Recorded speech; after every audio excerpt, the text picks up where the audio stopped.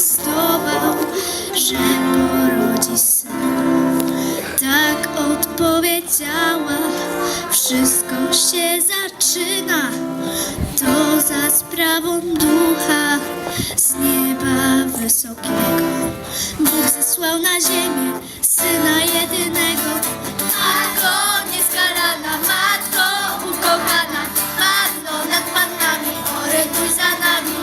Matko Stworzyciela, Matko Zbawiciela, Panno nad pannami, oręduj za nami.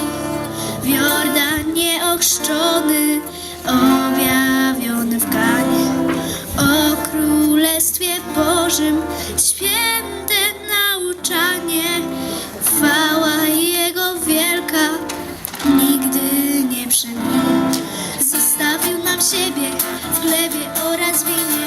Matko nieskalana, Matko ukochana, Panno nad pannami, oręduj za nami.